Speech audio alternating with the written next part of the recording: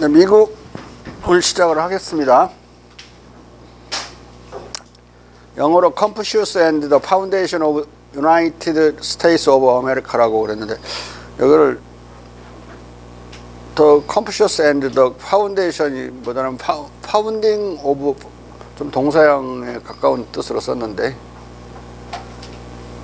아무튼 이 제목을 두고는 어떤 걸 연상을 시켜냐면, 여러분들이 미국에 대한 이미지 중에 상당히 신사다운 측면이 있죠. 뭐 바이든 같은 그런 신사 이미지가 있는 것에 반해서 트럼프 같은 그 왈패 같은 제국주의적인 그런 이미지 두 개가 이렇게 있어요. 근데 처음에 그들이 동아시아에 나타날 때는 한국 사람들에게는 1882년에 조미 수호 조약을 처음 맺었기 때문에 신사처럼 나타났어요. 그들이 이제 1882년에서부터 1899년 사이에 미국에서 중요한 변화가 일어나는데, 이제 미국이 내적으로 힘을 축적을 하고 대외적으로 뻗쳐나갈 수도 있는 그런 파워풀한 지위에 가요.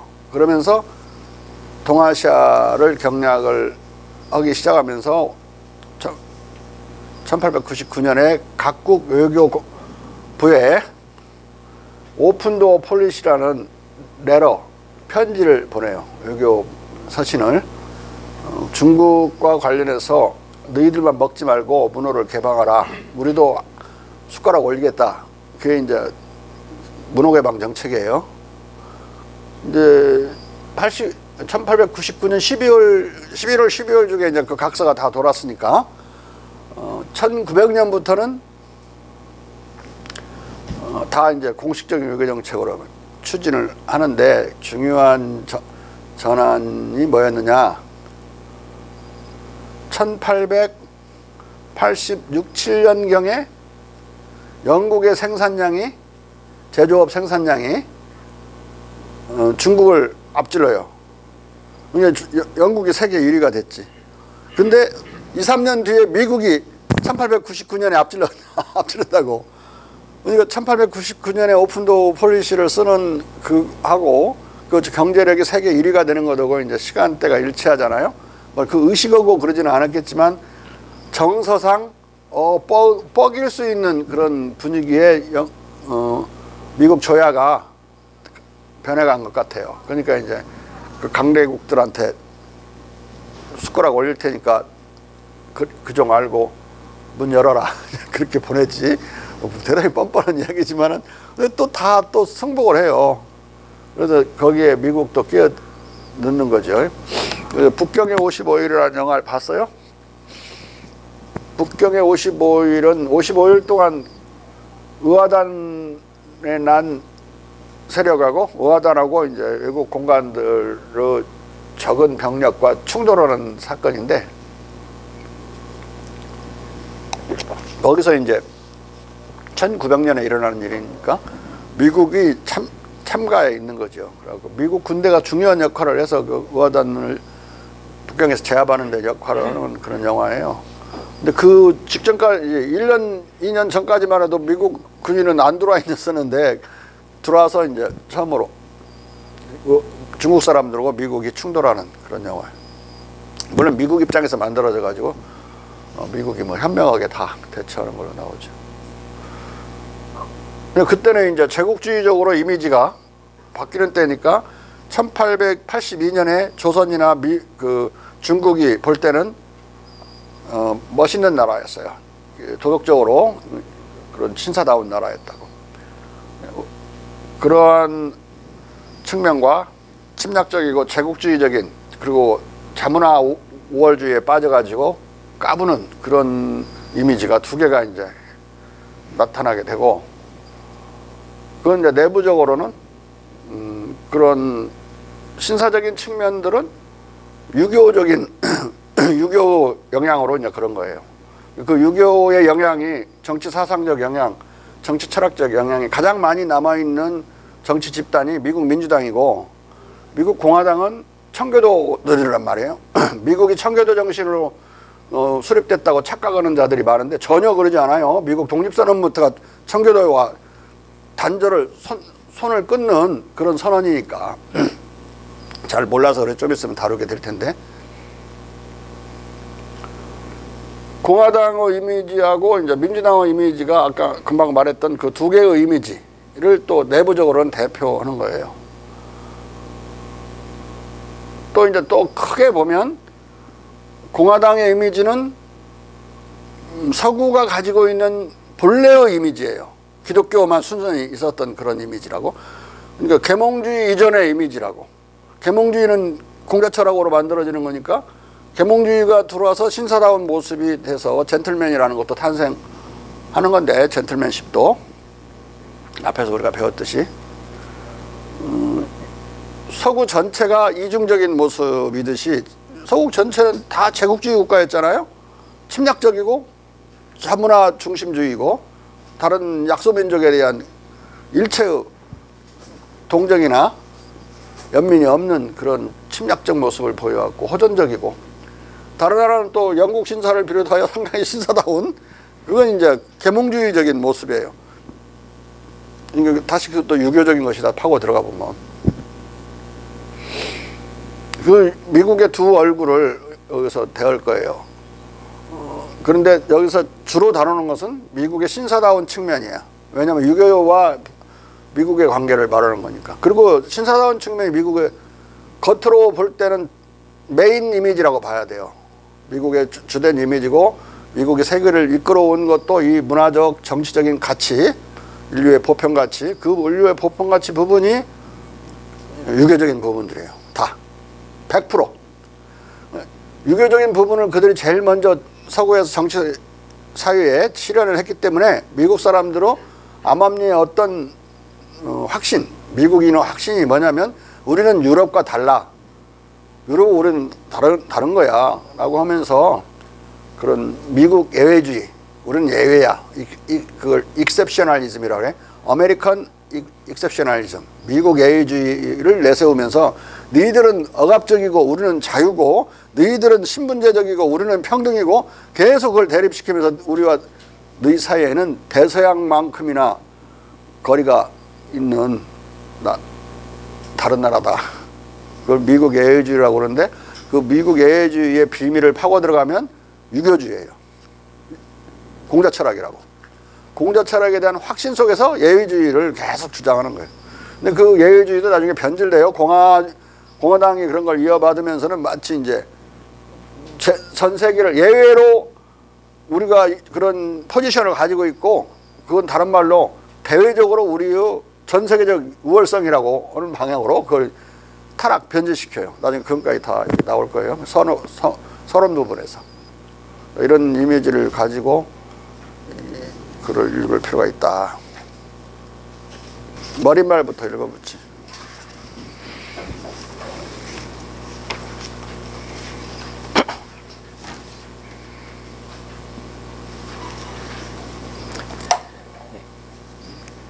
이 책 공자와 미국의 건국, 유교적 민주공화국의 탄생 제1, 2권의 출간으로 16세기 중반부터 19세기 초까지 300여 년간 지속된 유교 문명의 서천과 서구 계몽주의 간의 관계, 또는 공자와 근대 국가의 역사적 연관을 추적하는 도덕철학적, 정치사상적 대장정이 일단락된다.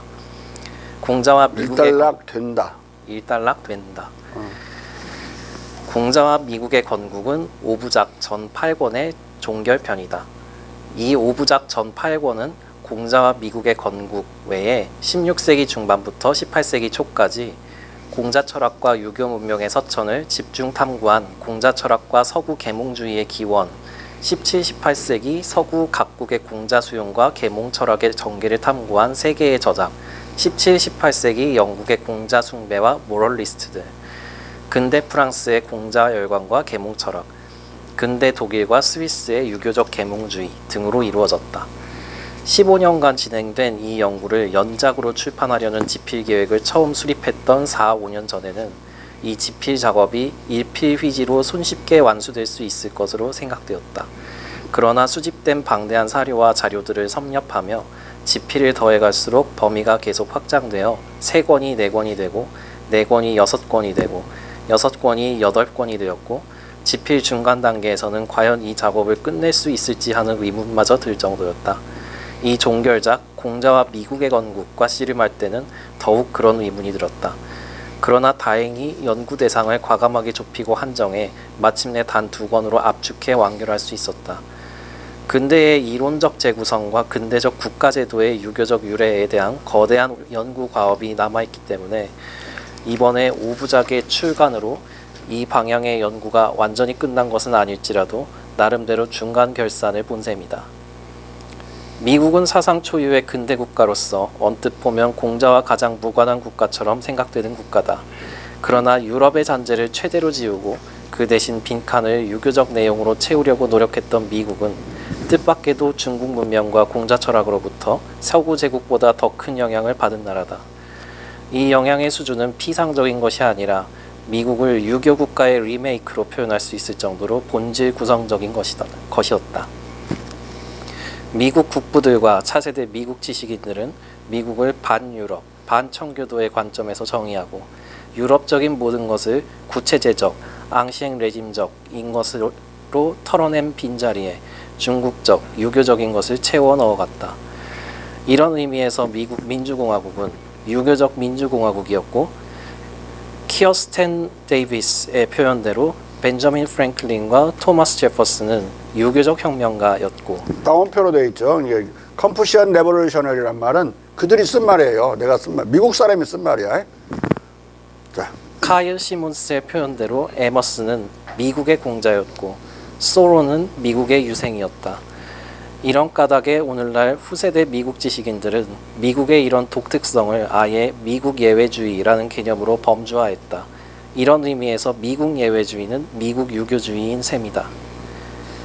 그간 잘 알려지지 않아서 그렇지 아돌프 라이바인의 말대로 유럽에서 공자는 계몽주의의 수호성인이었다. 17, 18세기 유럽만이 아니라 식민지 미국과 독립국가 미국도 데이비드 포터에 의하면 중국화되었고 시니사이징이라는 말을 만들었어. 잘 알아둘 필요가 있어요. 중국화. 우리는 근대화가 서구화라고 그러는데 얘네들은 근대화되는 게 중국화였어. 시니사이즈. 자, 존 패스모어에 의하면 유교화, 공자화되었기 때문이다.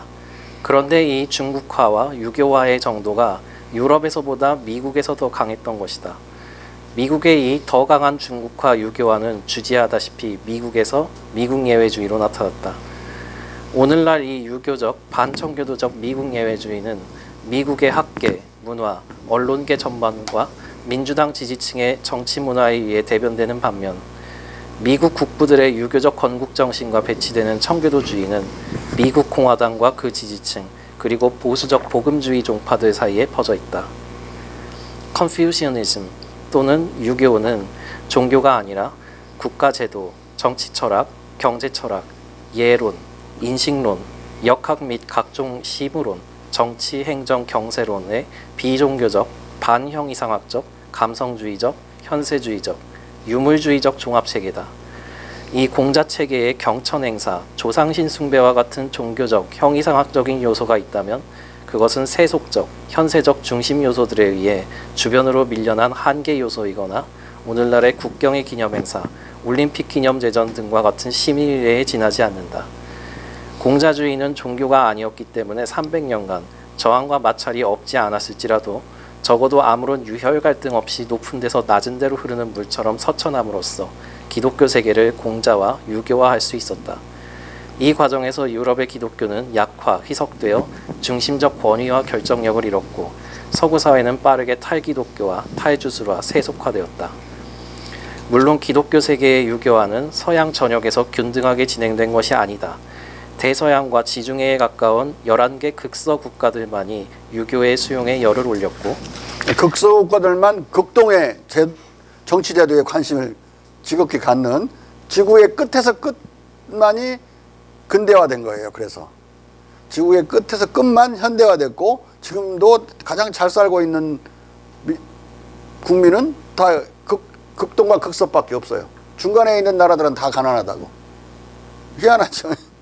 자, 동구, 남구 지역 국가들은 이를 등한히 한 채 여전히 개신교, 가톨릭, 정교 등 각종 기독교 종파 속에 찌들어 있었다. 따라서 이 11개 극서 국가만이 유교화를 통해 낮은 근대에 도달했고 이어 낮은 근대를 넘어 높은 근대를 이룩했다. 송대 이래 유교적 근대로서의 초기 근대 또는 낮은 근대에 먼저 도달해 있던 유교 본산 한중일 삼국은 극서 지역으로부터 높은 근대의 서세가 동점하는 가운데 반세기 또는 1세기 만에 열화와 같은 서구화 정책을 통해 서구의 높은 근대를 따라잡거나 추월했다. 추월해버린 나라도 있죠. 일본 같은 나라는 세계 2위의 경제 대국으로 오랫동안 버텼고 중국이 다시 떠올려서 2위 자리를 차지할 때까지는 계속 2위였어. 지금 3위로 밀려나 있어요. 지금. 그러니까 뭐 경제적인 관점에서 보면 대단히 앞서 있는 나라라고 보이죠. 뭐 물론 문화적으로 정치적으로 앞서 있다 그렇게까지는 우리가 인정할 수 없지만 자.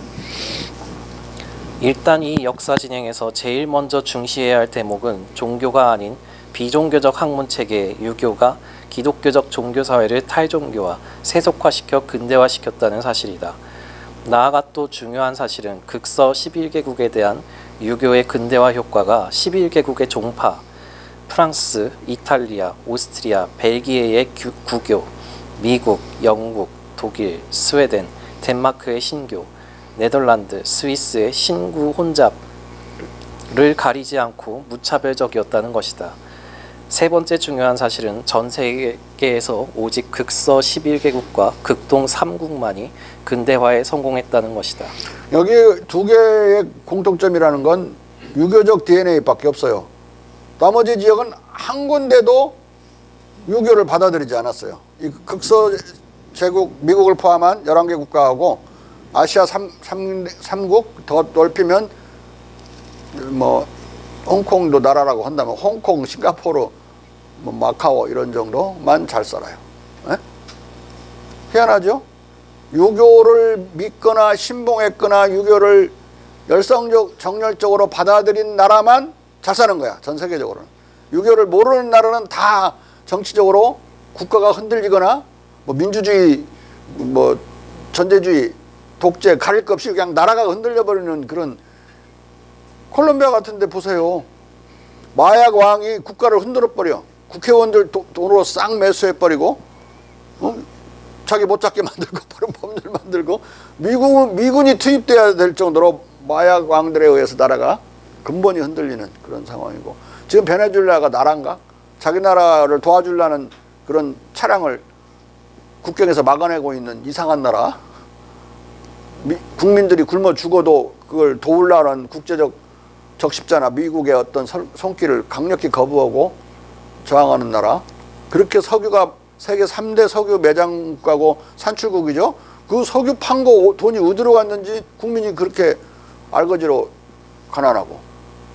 그게 도대체 정책에 있는 건지 정책을 집행할 국가가 있는 건지 국가가 흔들려요. 국가가.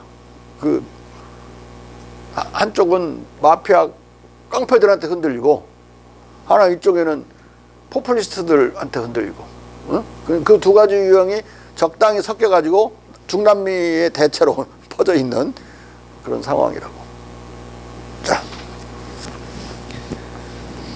비종교적 학문 체계의 유교가 기독교 종교를 희석시키고 세속화시켰다는 첫 번째 사실은 막스 베버의 종교 결정론을 무력화시키는 것이다.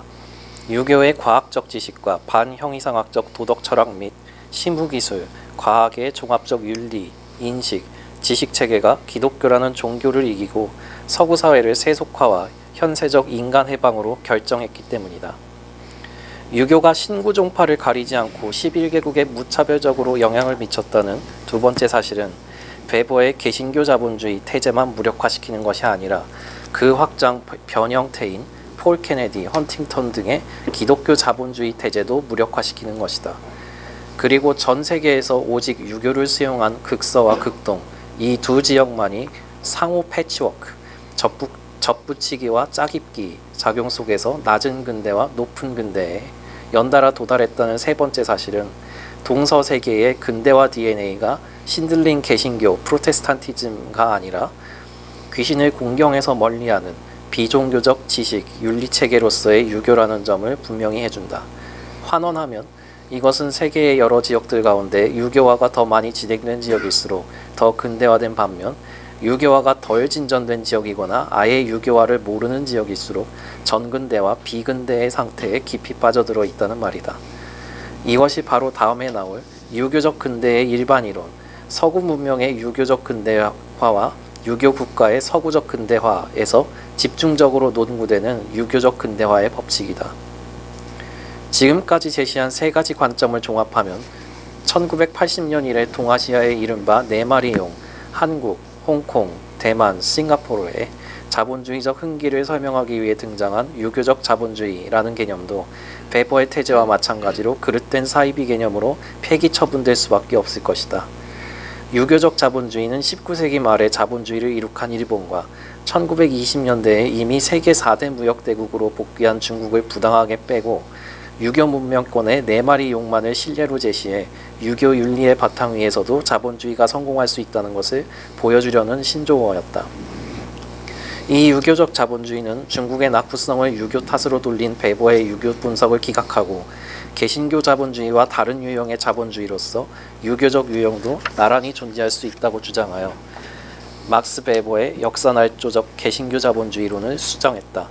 그러나 이 유교 자본주의론은 1. 19세기 말과 20세기 초에 이미 높은 근대에 도달한 일본과 중국을 이론에서 배제하고 2. 베버의 그릇된 종교 결정론을 그대로 따르고 있고 3. 유교를 종교로 본 거죠. 응? 개신교 윤리가 근대 자본주의를 낳았다는 베버의 그릇된 태제를 전제로 인정하고 4. 개신교 자리에다 유교를 갖다 놓는다는 점에서 베버처럼 유교를 종교로 간주한 사중오류의 이론이다. 나아가 극동과 극서 이 두 지역에서만 달성된 근대화의 일반적 DNA를 유교라는 비종교적 단일 요소로 규명해낸 필자의 연구 지평에서 보면 극동 극서의 근대화나 근대 자본주의는 공히 본질적으로 유교적일 따름이다. 이 때문에 유교적 자본주의란 단순히 사중오류의 이론으로 그치는 것이 아니라 동어 반복의 쓸데없는 언어 유희이기도 하다. 유교 자본주의론은 그간 이런 그릇되고 쓸데없는 언어 유희 속에서 이광효처럼 공자 철학의 민유방본, 백성자치론에서 유래한 근대 서구 민주주의와 인권 사상의 유교적 본질에 대해 무지한 상태에서 민주주의와 인권을 서양 것으로 부정하고 유교 문화의 성리학적 권위주의 잔재의 복원을 꿈꾸는 반동 정치를 뒷바라지하는 사이비 이론으로 기능해왔다. 이 책이 거의 탈고될 무렵 유교 자본주의로는 이강효나 이런 애들한테나 기여하는 그런 이상한 권위주의자들 그런 뒷바라지나 해준 거예요. 뭐 싱가포르가 잘 살게 된 게 유교 때문에 잘 살게 된 건가? 거기에 세 개의 민족으로 되어 있는데 하나만 중국 사람들이고 다른 건 뭐 이슬람이고 거기 말레이 사람이고 막 그러잖아요. 그게 잘 살게 된 건 그들이 정치를 잘해서 잘 살게 된 것도 아니고 유교 때문에 잘 살게 된 것도 아니고 영국이 지배하던 땅이었고 그때도 그 지역은 잘 살았어요. 이유는 전 세계의 무역항이에요. 거기가. 그 상태에서 못 살아? 홍콩이 잘 사는 이치나 똑같은 거라고. 예? 그러니까 중개무역을 계속 하면 엄청난 부자가 되는 거 아니에요? 그런 지리적인 교통 요지에서 부자 못 되면 사람이 아니지. 침팬지 정도 되겠죠. 자. 필자는 중국 인민일보사가 2019년 12월 15일 중국 사천성 성도에서 개최한 한중일 유명기자 간담회에 이 신문사의 초청으로 참석해 오부작의 내용을 요약하는 기조연설을 한 바 있다. 이 기조 발제문의 제목은 공자 철학은 한중일 3국의 문화적 긍지이자 공전공영의 공동자산이다 였다. 이 발제문의 대강은 이 책의 결어 속에 복원되어 있고 강연 동영상은 유튜브 황태현 아카데미아에서 볼 수 있다.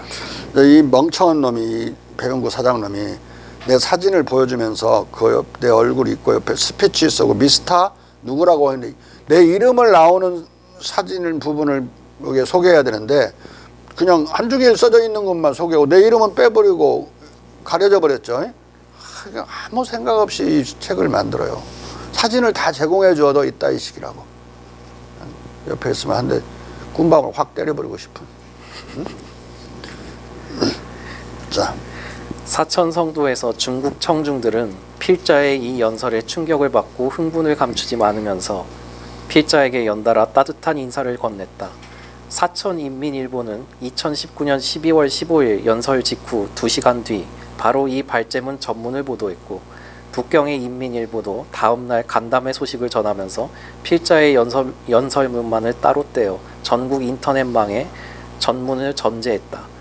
환구시보도 유명 기자 간담회 소식을 전하면서 인터넷 신문에 연설문 전문을 게재했다. 그리고 중국 외문국사나 백만장 통신사는 문재인 대통령의 방중 일정에 맞춰 이 기조 발제문의 요약문을 2019년 12월 23일자 인터넷 통신망에 게재했다. 중요한 모든 매체 거의 약간의 인터벌에 있지만 일제히 보도가 된 거예요. 연설 시간은 딱 9분 20초. 10분이 안 됐어요. 9분 만에 중국 세상을 뒤집어 놓은 거예요, 이 연설이. 코로나만 아니었으면 좋은데, 그 다음에 바로 코로나가 닥쳤어. 내가 12월 9일 날, 이거, 맞지? 12월 15일이구나.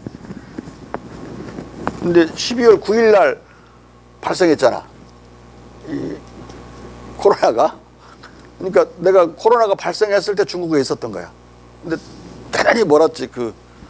거기하고 성도 청도라고 그러는데 성도야. 자,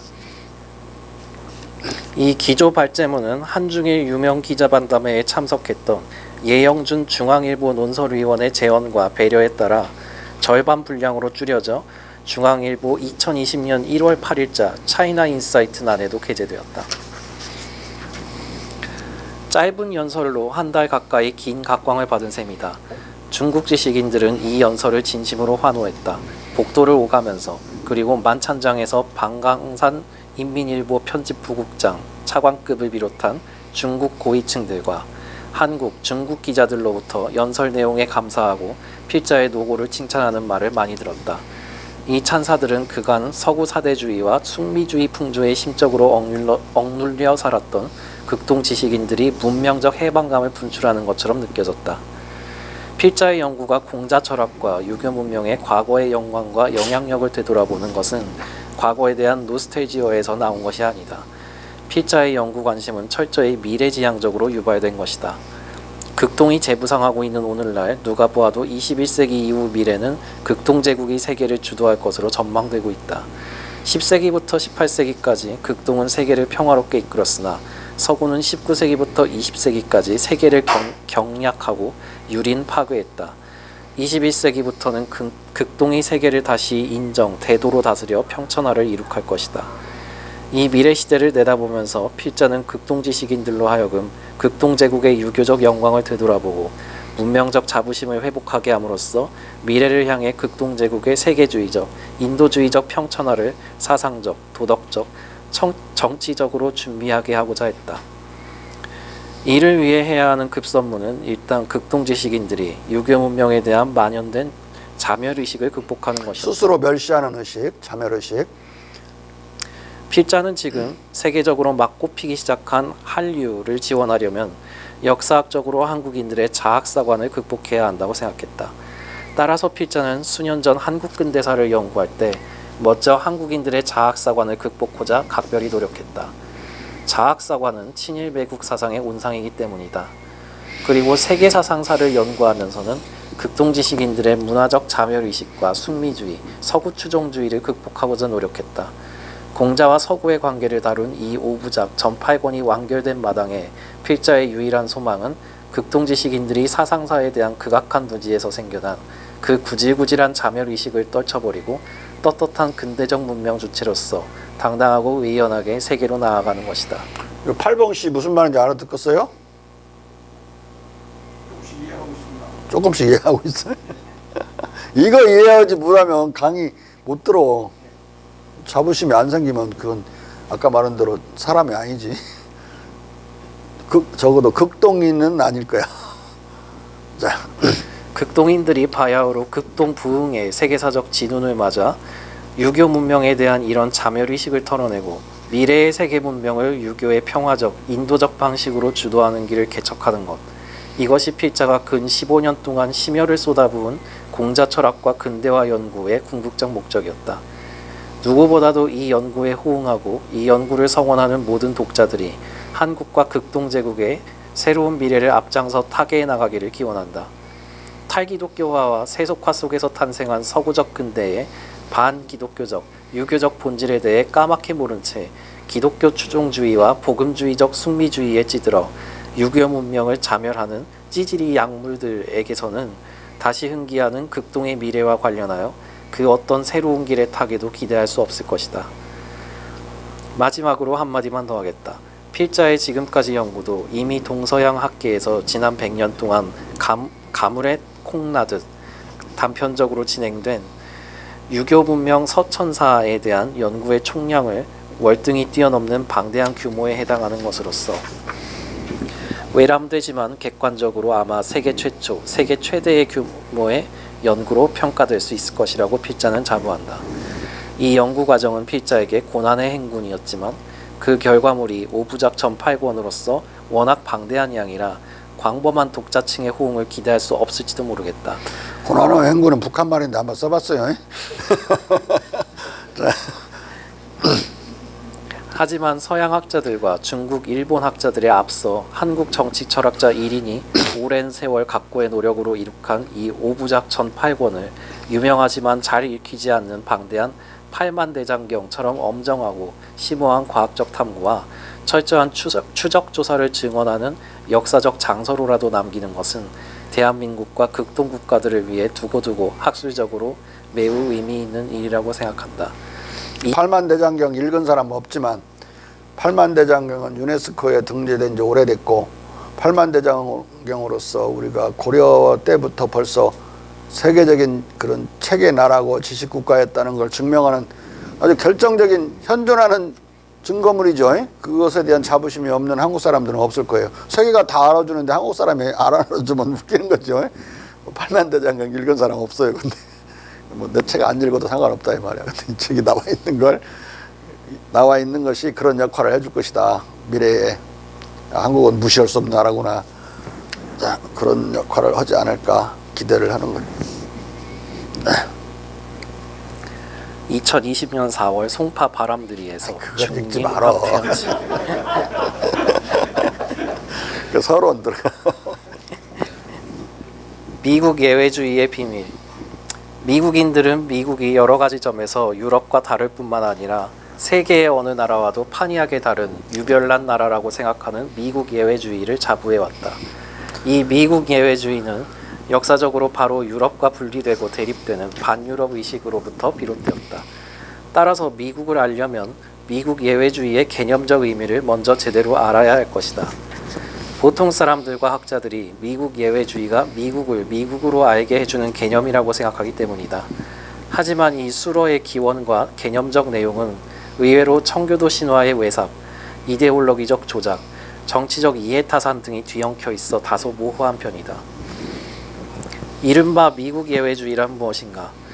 미국 예외주의의 핵심 관념은 미국의 역사가 유럽의 역사와 태생적, 시원적으로 다르다는 것이다. 미국이 유럽과 태생적으로 다르다는 이 반유럽적 역사의 관점에서 이 미국 예외주의는 미국 혁명으로부터 유래하는 것으로 정의된다.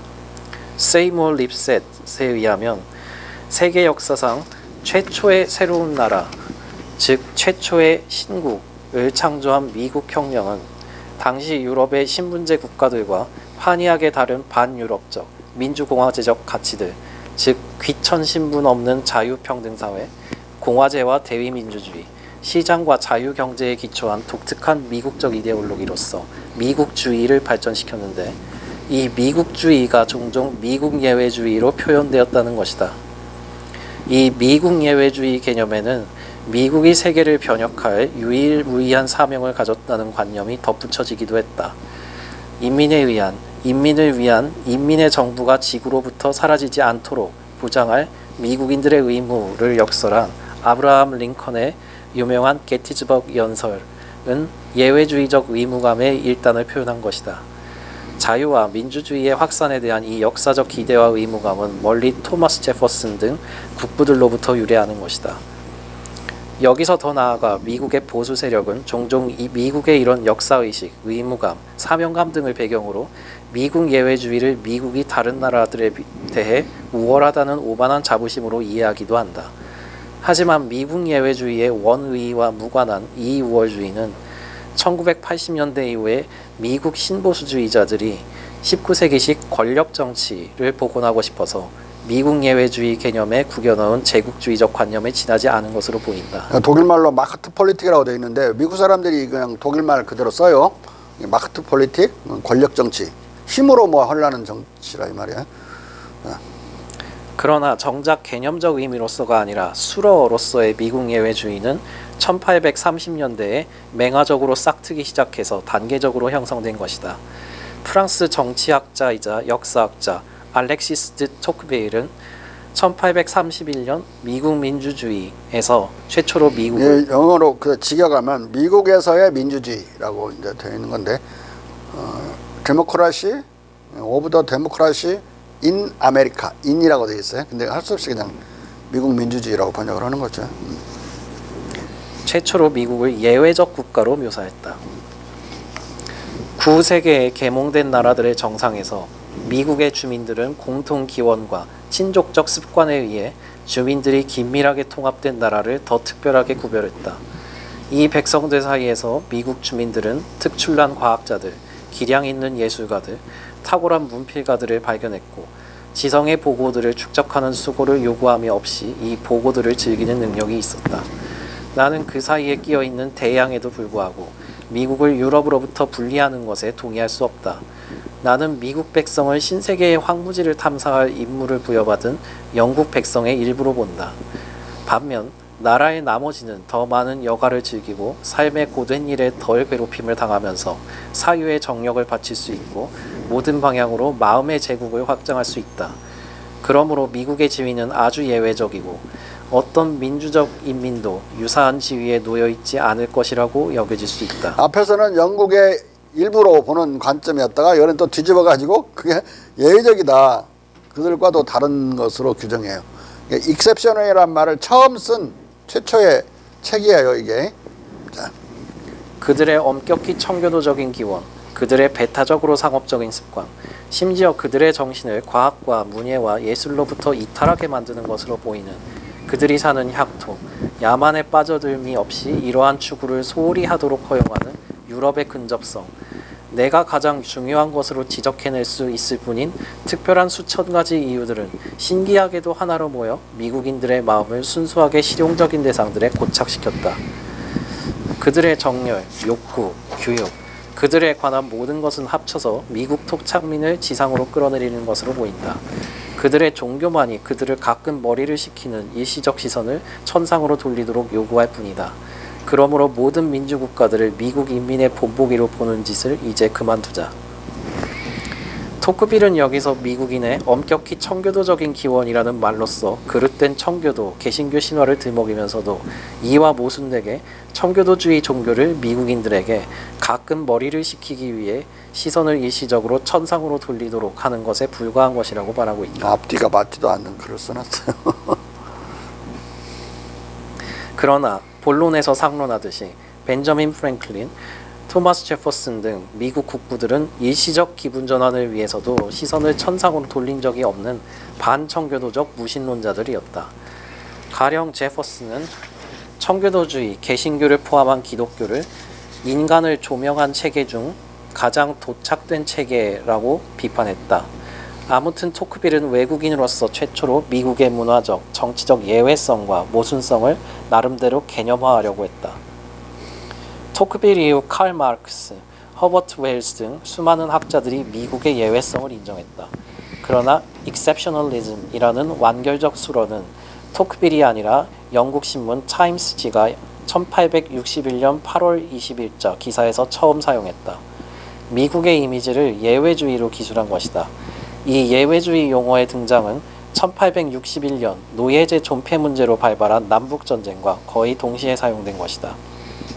제퍼슨은 1801년 3월 제3대 대통령 취임 연설에서 유럽에 대고 미국은 타인들이 신분제적으로 격하당하는 것을 견딜 수 없다고 외치며 유럽에 대한 미국의 분리와 대립을 천명했는데 그의 이 천명은 아직 미국의 식민 잔재로서의 노예제가 엄존하고 있었기 때문에 당시로서는 얼마간 위선적인 말이었다. 이런 사정에서 미국과 관련된 예외주의라는 말은 남북 전쟁이 경과하면서야 위선적 성격을 털어버리면서 확산되었다고 할 수 있다.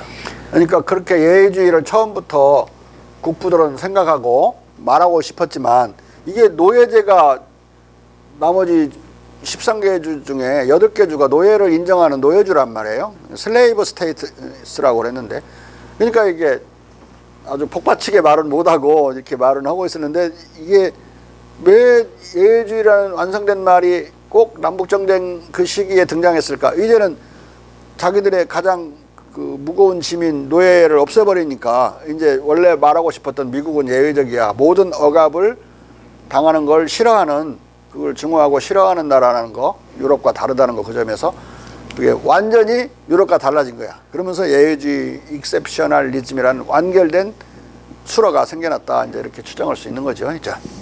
그리하여 이 수로의 일반적 사용으로 인해 American Exceptionalism 이라는 완결적 수로가 등장할 수 있는 시대적 분위기도 무르익었을 것이다.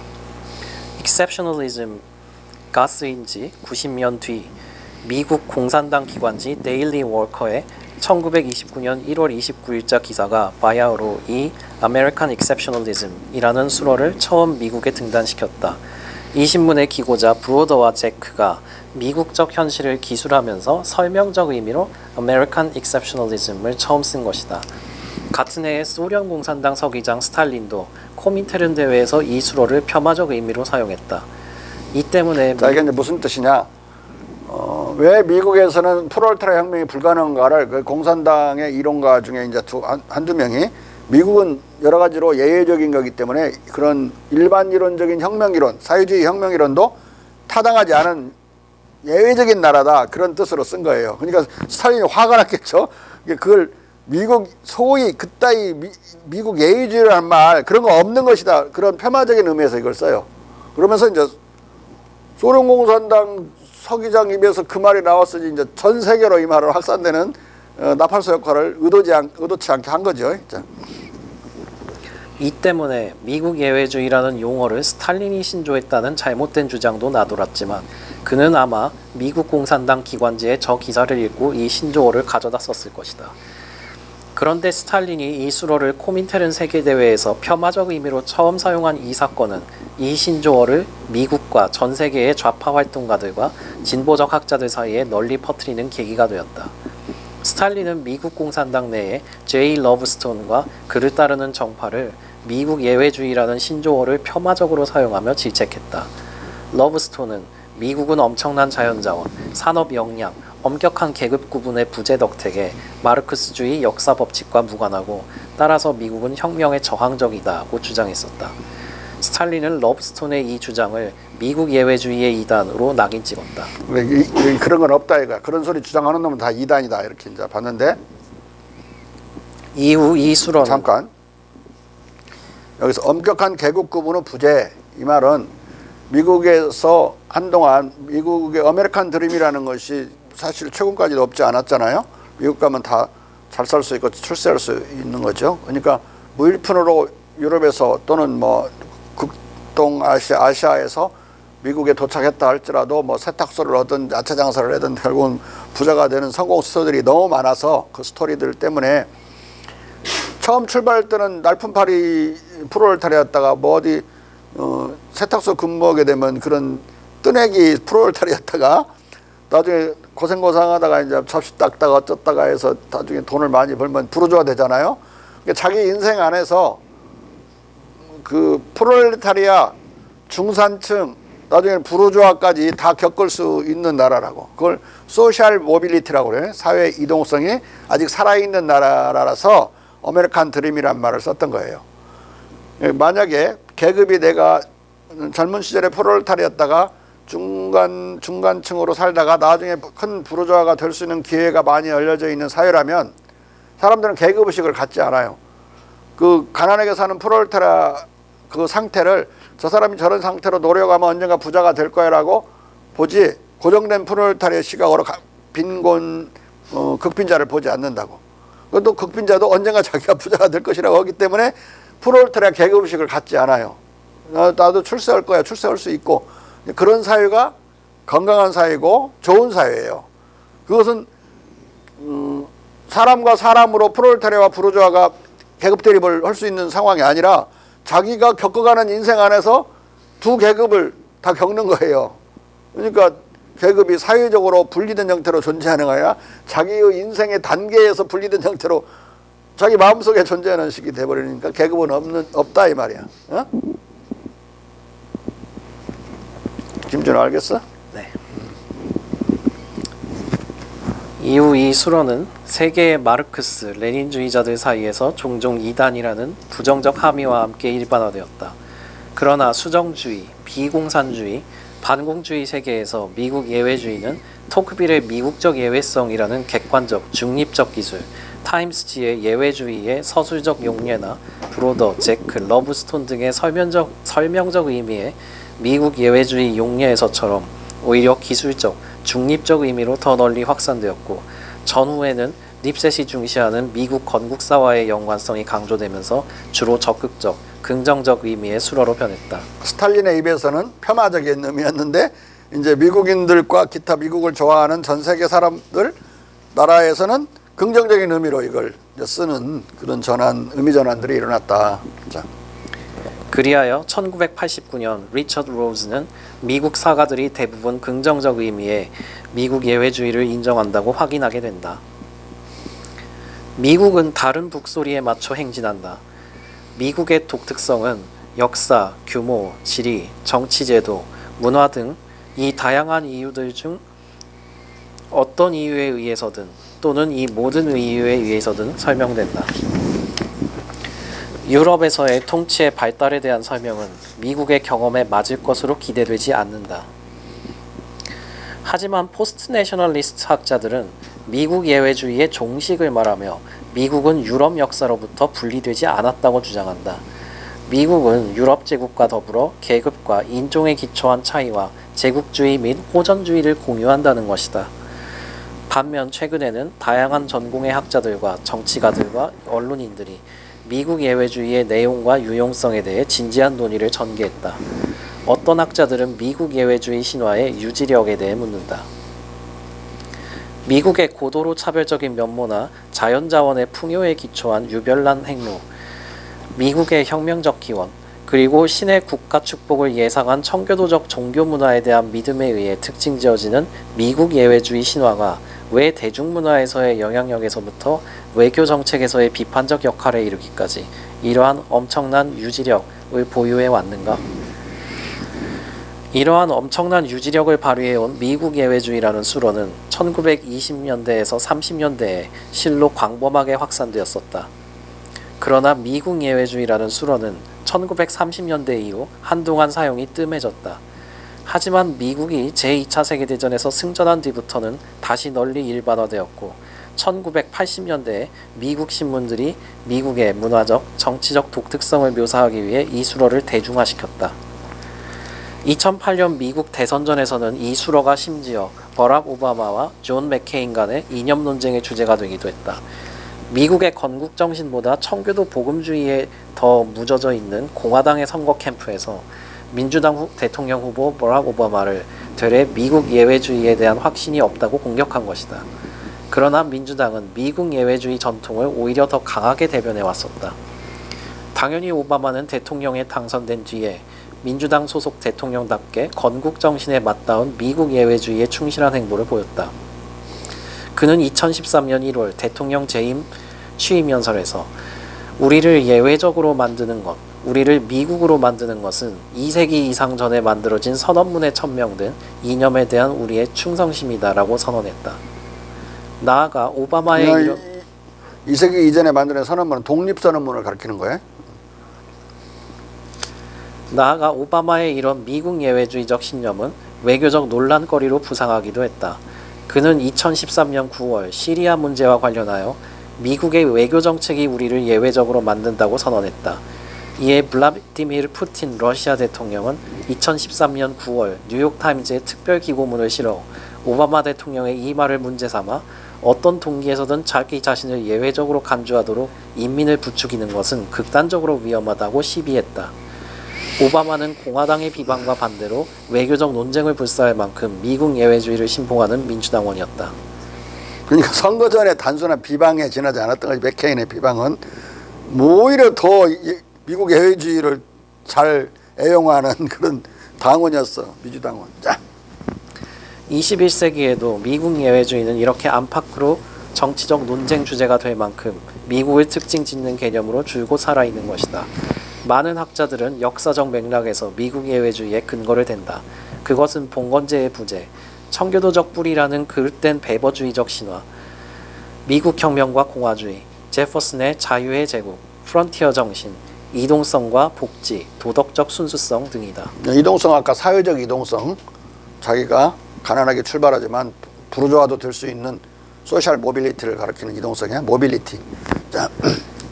그러나 최근 미국 예외주의가 공화당 대통령 후보들 사이에서 전문적 유행어가 되었을 때 이 수로는 미국을 언덕 위에 빛나는 종교도시로 변조하는 로널드 레이건의 보수주의적 복음주의와 공명하며 국부들의 건국정신과 배치되는 청교도적 색조를 띠기 시작했다. 레이건은 부지불식간에 베버의 개신교 윤리적 근대 자본주의론에 입각해 미국 예외주의를 청교도적 복음주의로 변조한 것이다.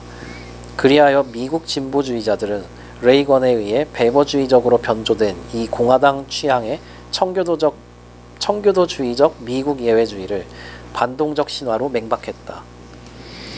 한편 미국 예외주의를 청교도, 개신교에서 유래한 것으로 보는 베버주의적 접근은 미국 예외주의를 유럽의 개신교 윤리로 환원하는 것으로서 결국 미국 예외주의 개념을 무효화시키는 것으로 이끌어진다. 결국은 미국도 유럽이나 다름없네 이렇게 되는 거죠.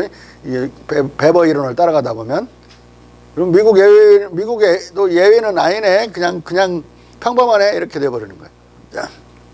왜냐하면 이것은 미국 예외주의를 구세계의 가치, 개신교 윤리의 연장에 불과한 것으로 격화시켜 미국과 유럽을 하나의 문명으로 보게 만들기 때문이다. 이런 이유에서 최근 다이하드 베버주의자 세뮤얼 헌팅턴 같은 학자는 확장된 베버주의적 프로테스탄티즘 태제, 즉 기독교 윤리에 따라 오늘날 다시 강성해지는 유교 제국과 호전적 이슬람 제국의 도전에 맞서 미국과 서유럽을 하나의 문명으로 통합하자고 선동했다. 다이하드 베버주의자라는 뜻. 다이하드는 꼴통이라는 뜻. 꼴통 보수주의자. 영화 다이하드 생각하면 안 되고 다이하드는 잘 안 죽는 사람이라는 뜻이야. 그 영화에서 다이하드는 죽기 어려운 사람. 자. 하지만 헌팅던 자신도 미국인들이 오늘날까지 굳세게 견지하는 이 미국 예외주의의 엄존과 지구력을 무시하지 못한다. 미국인들은 그들의 많은 역사기간 동안 그들의 사회를 유럽과의 대립 속에서 정의했다. 미국은 자유, 평등, 기회, 미래의 땅이었다. 유럽은 억압, 계급, 위계, 후진성을 표현했다. 심지어 미국이 하나의 상이한 문명이라는 주장까지도 나왔다. 지금도 미국 예외주의는 미국 공화당에 의해 청교도 신화로 변조되어 복음주의 이데올로기로 오용되는 수모를 겪으면서도 여전히 막강한 미국 정서로서 존속하는 것이다. 미국 예외주의가 어찌 청교도 신화로 변조되고 어찌 공화당의 이데올로기로 오용되든 21세기에 나타난 이 변조, 오용이라는 사실 자체가 미국 예외주의 개념이 아직도 펄펄 살아있음을 증언하는 것이다. 따라서 이 개념의 진정한 의미와 비밀을 본격적으로 추적할 필요가 있다. 미국인들이 우리는 예외적이라고 하면서 느끼는 그 정치적이고 도덕적이고 사상적인 자부심이 뭐냐 이거야. 그 본질이. 자. 미국 국부들과 미국 예외주의의 역사적 기원.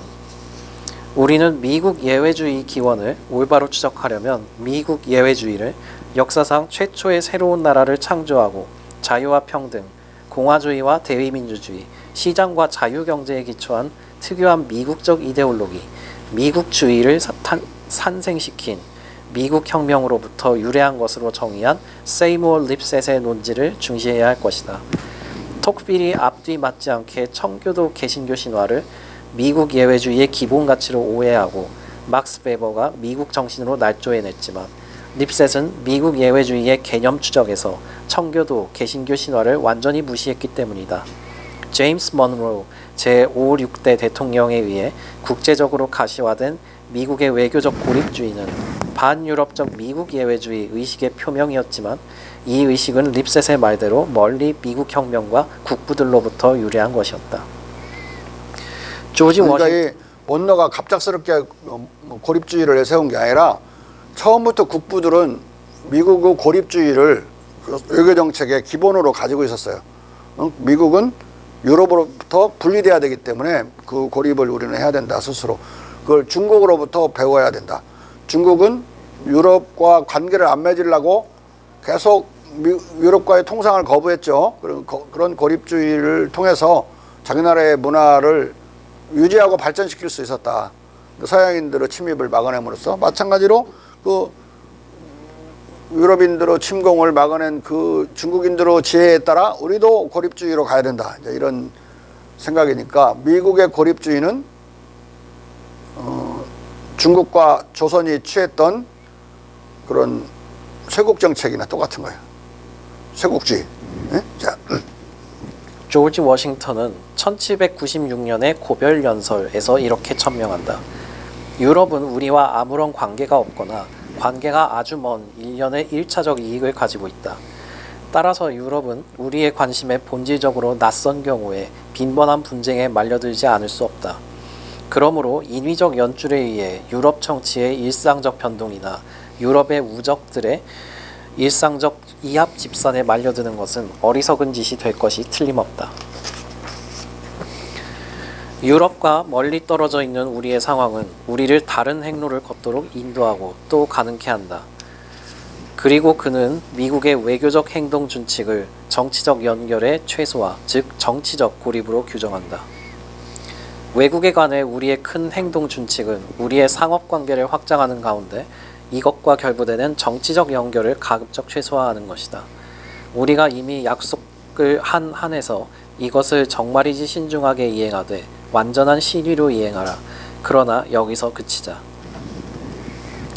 제3, 4대 대통령 토마스 제퍼슨은 평소 기본적으로 농공상업의 균형 발전을 보장하는 중국식 농상 양본주의를 옹호했을지라도 워싱턴의 이 정치적 고립주의에 화답하면서 당시 인구 200여만 명 정도의 미국을 위해 한동안 중국의 대서방 쇄국주의와 평화지향적 농본주의를 모델로 사고한다. 나는 주들이 대외교역도 항해도 실행하는 것이 아니라 유럽에 관한 한 정확히 중국의 입장에 서기를 바랄 것이다. 중국의 쇄국주의를 대서방 쇄국주의, 중국은 모든 나라에 쇄국적이지 않았어요. 유럽에 대해서만 쇄국적이었어요. 모든 북쪽, 동쪽, 그 다음에 남쪽에 다 개방적인 무역을 했는데 사신도 주고받고 유럽에 대해서만 기회를 안 줬어요. 자기들도 그렇게 하자 이거야. 여러분들은 깜짝 놀랄 거야.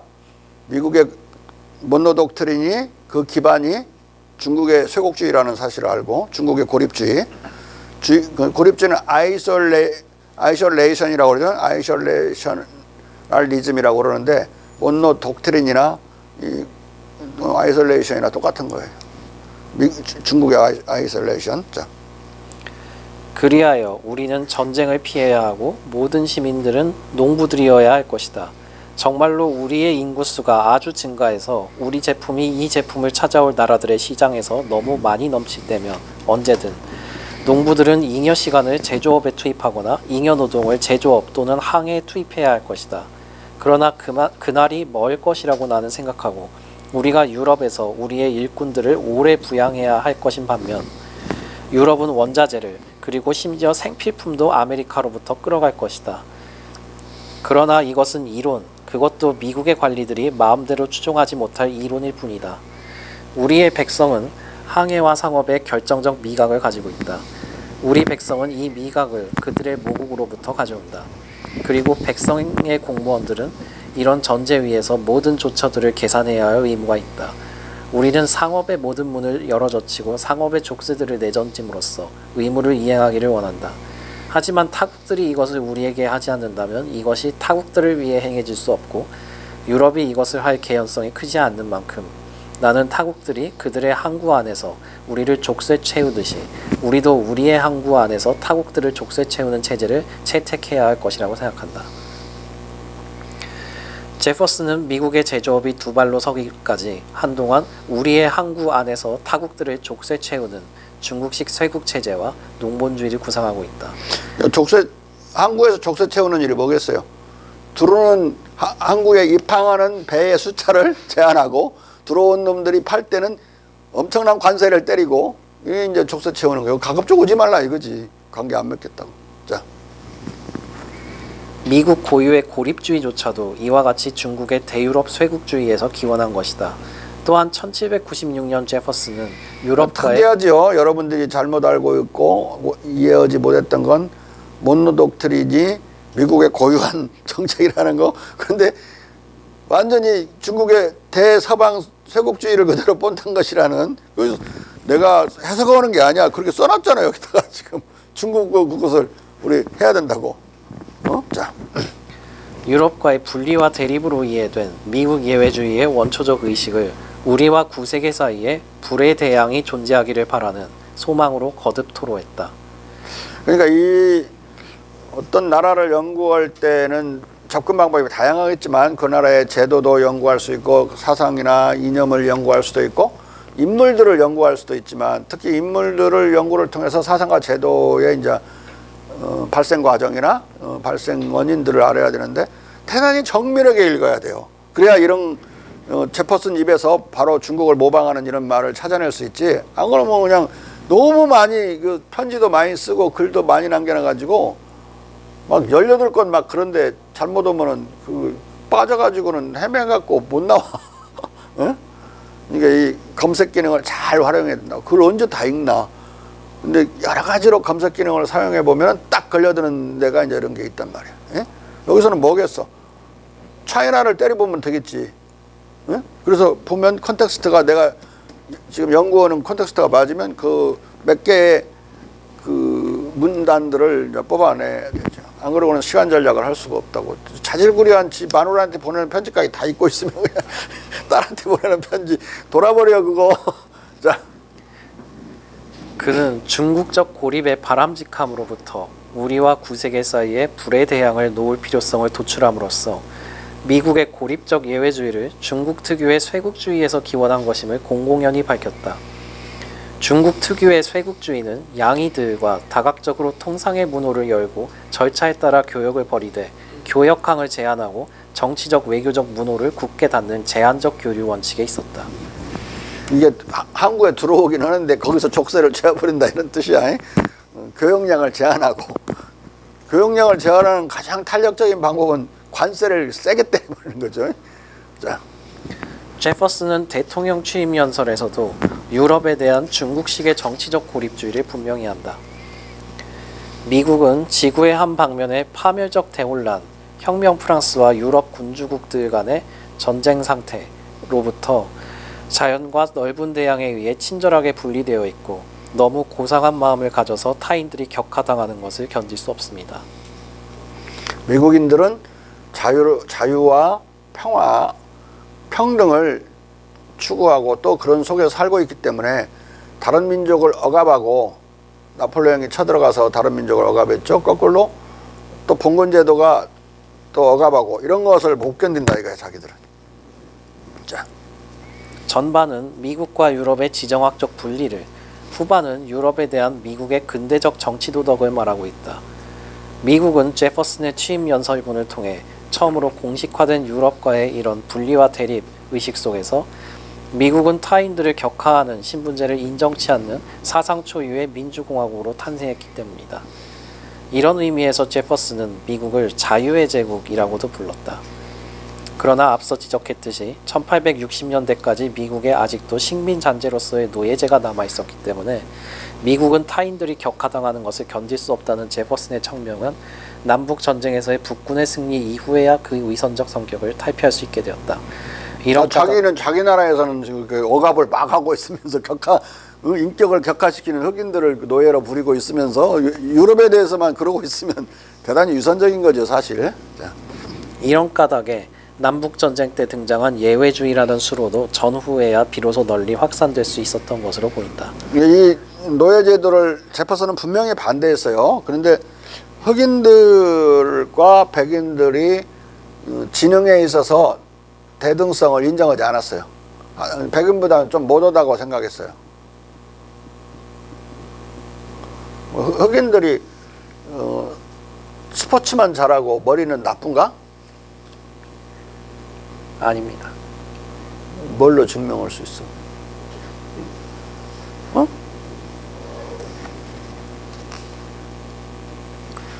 난 단번에 증명할 수 있어. 영화 히든 피규어스라는 영화 본 사람. 옛날엔 컴퓨터가 없었잖아요. 그러니까 이 달나라에다가 우주선을 발사하는 정밀한 수학 계산이 필요했어요. 근데 그 수학 계산을 하는 특별한 계산 집단을 만들었는데 그 수학 천재들을 모았는데 100% 흑인 여성들이었어. 흑인 남성도 아니고 흑인 여성들. 그들이 그 중에 또 한 여자는 더 빨리 계산을 하고 정확하게 계산을 했는데 그것에 의존해서 나사가 그런 달나라 프론티어를 개척을 했거든요. 근데 그 영화는 뭐 많은 연출 기억이 들어간 게 아니라 그냥 팩트에 기반해서 만들어진 영화라 여러분들이 반드시 봐야 돼요. 이 제퍼슨 같은 흑인에 대한 잘못된 이미지를 완전히 털어버리려면 그 영화를 봐야 된다고. 실제로 수학적 천재들은 다 흑인들이었고 그것도 흑인 여성들이었다는 거. 여성이 수학을 못한다? 이런 편견도 말도 안 돼요. 흑인이 수학을 못하고 생각을 못한다? 그것도 말도 안 되고 이 두 가지 문제를 동시에 해결해주는 역사적 팩트가 이 영화의 핵심 내용. 그건 이제 뭐 차별이야 뭐 그때는 그랬는데 뭐. 그걸 공격하려는 영화는 아니었고 나는 가장 큰 건 흑인 전반에 대한 지적 모자람? 지적으로 무능하다고 하는 것에 대한 그런 잘못된 이미지를 싹 날려버렸다고 생각해요. 그리고 여성들은 수학을 못한다? 흑인 여성들도 세계적으로 천재인데 왜 한국 여성은 수학을 못하겠어? 희주나 못하지 뭐 다른 여성이 다 못하나? 그리고 1809년 3월 4일 토마스 제퍼슨은 제4대 대통령 임기를 마치면서 워싱턴 DC 시민들에게 보낸 고별 서한에서 미국의 세계적, 역사적 유일무이성을 강조한다. 나는 특별한 감사와 함께 워싱턴 시민들의 애정어린 태도를 받아들이고 이 태도로 표현되는 애국적 정서 속에서 나는 국가 수도의 참된 성격을 봅니다.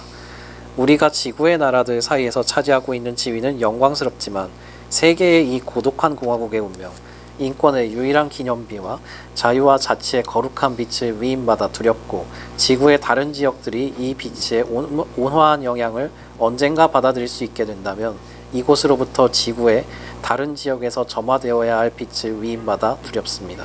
네, 여기서 제퍼슨이 생각하고 있는 것은 우리 한국이 세계로 뻗어나가라고 생각하는 것과 거의 같은 그런 양상이에요.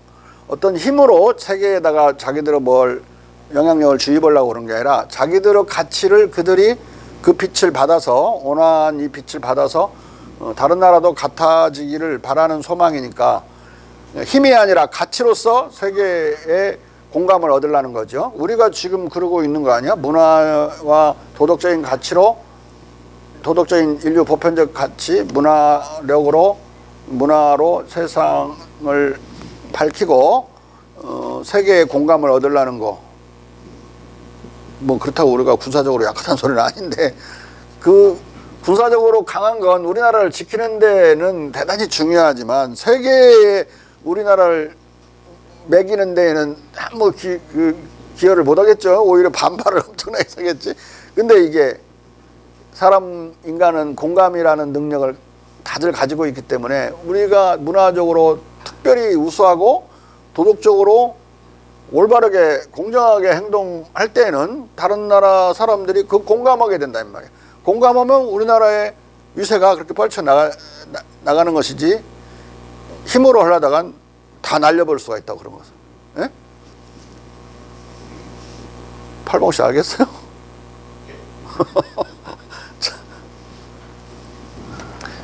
제퍼슨은 미국 공화국을 지구상의 유일무이한 자유의 제국으로 보는 역사적 정치의식 속에서 탈신분적 자유를 기준으로 미국과 유럽을 도덕적 흑백 논리로 대립시켰다. 제퍼슨의 이런 반유럽 정치의식은 지난 40년의 미국 혁명사를 되돌아보면서 1813년 존 아담스 전 대통령과 벌인 유명한 서관 논쟁에서 선명하게 드러난다. 대통령 퇴임 후 제퍼슨은 미국의 귀족제를 도입하는 쪽으로 선회하려던 제2대 전직 대통령 존 애덤스에게 관직 특권의 세습제와 재산의 장자 상속제에 의해 인위적으로 창설되고 법제적으로 보장되는 재력과 출생에 근거한 인위적 귀족제의 부당성을 조목조목 지적하고 새로운 대중교육제도에 의해 육성될 덕성과 지적 재능의 탁월성에 기초한 자연적 귀족으로 옹호한다.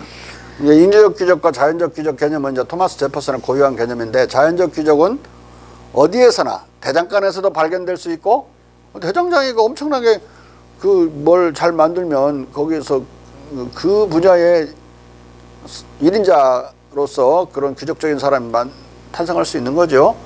그런 농부들 사이에서 나올 수도 있는 것이고, 뭐 학자들 사이에서만 나오는 게 아니라 어디에서든지 이 자연적 귀족은 탄생할 수 있다. 왜? 덕성과 지적 지능에 기초한 것이니까. 농부들 중에 덕성 있는 사람이 있을 것이고 재능 있는 사람이 있을 거란 말이야. 대장장이도 그렇고 뭐 양복쟁이도 그렇고. 에? 그 자연적 귀족들을 콩그레스에 보내야 된다고 그랬어요. 찾고 키우고 찾고 발견하고 키워서 보내야 된다. 이 인위적 귀족은 안 된다. 인위적 귀족은 가는 유럽으로 돌아가 버리는 거죠. 그 앙식 레짐으로. 자. 이를 통해 제퍼슨은 미국과 유럽을 선과 악, 자유와 파괴의 대비로 제시한다. 귀족제에 관한 한 우리는 한 걸음 더 나아가 미국 주들이 수립되기 전에 과부하된 작은 경계 안에 빽빽하게 붐비고 이 상황이 산출하는 악덕에 빠진 9세계의 인간 외에 아무것도 역사에 알려지지 않았다는 것을 고려해야 합니다.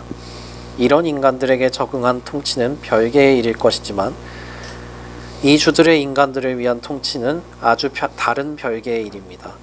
여기서 미국에서 모든 사람들은 각자가 선택한다면 제각기 자신을 위해 일할 땅을 가질 수 있습니다. 아니면 어떤 다른 산업의 경영을 선호해서 땅 대신에 충분한 생계를 보장할 뿐만 아니라 이것과 함께 노령 때 노동의 종식을 대비할 보상을 추구할 수 있습니다. 모든 사람은 자신의 재산에 의해 또는 자기의 만족스러운 상황에 의해 법과 질서의 유지에 관심을 가집니다. 그리고 이런 인간들은 자기들의 공무에 대한 건전한 통제와 일정한 정도의 자유를 안전하게 그리고 유익하게 자신들에게 확보할 수 있습니다. 반면 유럽 도시들의 폭도의 손안에서 준 자유는 즉각 공적이고 사적인 모든 것의 해체와 파괴로 도착될 것입니다. 혁명 프랑스의 지난 25년과 미국에서의 지난 40년의 역사는, 아니 지난 200년의 미주 역사는 이 관찰 대상인 두 지역의 진리를 입증해 줍니다. 같은 혁명이 났는데 같은 정신으로 프랑스는 혁명을 해서 난장판이 돼버리고 우리는 건설해 나가고 있는 이 혁명을 하더라도 미국은 예외적으로 잘 나간다 이 말이야. 그들은 난장판이 되고. 자, 프랑스가 겪었던 그 난장판 지그재그는 여러분들이 어느 정도 알 거예요. 아니 왕을 모가지를 끊어서 죽여버리더니 다시 또 복고돼 가지고 또 루이 18세가 등장하고 다시 귀족이 다 귀족으로 다시 복원되고, 그리고 다시 그걸 엎어버린 이제 혁명이 나서 또 나폴레옹이 등장해 가지고 그냥 이제 평등한 사회가 된 줄 알았더니 나폴레옹이 또 귀족제를 막 귀족들 타이틀을 막 쳐가지고 나폴레옹 귀족들이 탄생하고 뭐 전 세계를 석권하는데 더더니 패배해 가지고 또 박살나고. 예? 하여간 나중에는 선출제 왕을 해가지고는 오를레안 공을 왕으로 만들고 받아들이고 또 뒤집어 엎고 다시 공화제로 가가지고 하다가 나폴레옹 3세를 대통령으로 뽑았다가 나폴레옹 3세가 추닉 쿠데타를 해가지고 황제 제도를 도입해서 다시 황제가 되고 또 귀족을 막 창설하고 그런 지그재그 25년을 지금 그린 거예요. 자, 제퍼슨은 일관되게 미국과 유럽을 역사적, 도덕적, 정치적 관점에서 흑백 논리로 대비시키고 있다. 말하자면 유럽과의 정치적 분리와 도덕적 대립으로 이해된 미국 예외주의는 미국의 국부들로부터 이미 뚜렷했던 것이다. 그리하여 래프 와일도 에머슨과 헨리 데이빗 소로를 통해 국부들의 이 건국 정신을 도덕 철학적으로 다지고 완성한 19세기 미국에서는 20세기 초에 들어서면서 미국 문명이라는 말을 서슴없이 쓰기 시작했다. 미국 예외주의 이 예를 따라서 우리 코리안 시빌리제이션이 나는 나올 수 있다고 보고 간단하게 내가 K 문명이라고 부른다고 그랬죠. 뭐 미국만 문명 오는 거야. 미국은 크니까 그러고 우리는 작으니까 아니고. 그러면은 아테나는 더 작았는데 우리나라의 20분의 1도 안 되는 그런 인구를 가진 나라였고 땅은 더 적었을 수도 있어요. 아테네가. 그리스도 아니고 아테네니까. 근데 아테네 문명이 있다고 생각하고 헬레니즘이라는 그런 이름을 준 건데 K 문명은 가능하다. 핵심적인 것은 겸손한 강국. 강국은 다 오만하잖아요. 그리고 강대국이잖아. 영토도 크고 큰 대자가 들어가. 근데 오늘날은 영토의 크고 작음이 문제가 되지 않는 새로운 생산력 시대로 갔기 때문에 두뇌 브레인 스테이트, 두뇌 국가로 나라는 변해가고 있거든요. 두뇌가 좋으면 무한히 발전할 수 있어서 영토의 크고 작음, 인구의 크고 작음인 대소 개념이 없는 강국이라는 개념만 유일하게 가능한 거예요. 무슨 강대국, 강소국이라는 것도 뭐 잘난 척하면서 누가 쓰려고 그러거든요. 그 말도 안 되는 소리야, 그것도. 작은 나라가 강화질 수 있다, 그럴 수 있는 것은 이미 작다는 걸 인정하고 들어가는 건데, 작은 것이 의미가 없는 시대가 됐고, 큰 것이 의미가 없는 시대가 됐다, 이 말이야, 내 말은. 그러니까 강국만이 가능하고, 오만하지 않은 겸손한 강국은 문화적으로 높고, 도덕적으로 또 한없이 높은 공정한 영향력을 공감적으로 확산시킬 수 있을 것이다. 새로운 강국 개념이 등장한 거죠. K 문명의 핵심적인 특징, 겸손한 강국이다. 겸손한 강국. 공자가 겸손은 싸움을 없애준다 그랬어요. 근데 강대국 그러면 싸움을 하려는 호전적인 놈들이잖아요. 남의 나라 침공하려고 하는. 겸손은 싸움을 없애주는 것이다. 다른 나라와 우리는 싸우지 않고 다른 나라의 공감을 얻어서 우리의 문화적, 도덕적 영향력을 확산시킬 수 있다. 자, 미국 예외주의 정서는 미국인들에게 이처럼 건국 정신의 뿌리를 둘 정도로 유서 깊고 미국 사회가 별도의 미국 문명을 이룬다고 자부할 정도로 미국인들에게 본질적인 것이다. 과연 객관적으로도 그런가? 미국은 사회 이동이 세계에서 가장 높은 자유국가, 따라서 경직된 계급 분열과 이에 기초한 교조적, 적대적 계급 정당이 없는 평등국가, 도의와 예양을 중시하는 신사국가라는 점에서 즉 미국의 문화가 전통적 유럽 문명의 단순한 연장이 아니라 유럽 문화와의 확연한 대립적 단절이라는 점에서 이 미국 예외주의의 정서와 긍지는 미국 바깥 사람들에게서도 얼마간 동조를 얻어왔다. 그리하여 계급적, 종교적, 인종적 박해와 대학살, 폭력혁명과 전쟁에 시달리던 유럽인들은 미국을 바라보며 소위 아메리칸 드림을 꿈꿨는가 하면 중국인들과 한국인들은 개항 이전부터 미국을 좋은 나라, 최부국, 공정한 나라, 신사의 나라로 평가했다. 그리고 한국인들과 중국인, 홍콩, 싱가포르인들은 미국의 공정하고 신사적인 측면에 매료되어 미국 예외주의에 긍정으로 화답하면서 United States of America를 아름다운 나라를 뜻하는 미국이라는 국명으로 불러왔다. 일본 놈들은 안 그래. 쌀밑 짰어. 아름다운 밑자가 아니라. 미국은 어떤 비밀스러운 이유에서인지 모르겠으나 첫 대면부터 극동 유교 제국의 우리들에게 문화적으로 상당히 낯익은 신사 국가로 다가왔기 때문이다. 그러니까 박지원의 손자도 미국을 예양을 아는 나라. 우리가 동방예의지국이라고 하지만 우리를 오히려 무색해할 만큼 예양을 아는 나라라고 묘사를 해요. 대단히 좋게 본 거지 미국을. 미국과 아직 그 개국 계약을 조약을 맺지 않은 상황에서 그 나온 1870년경의 글이에요.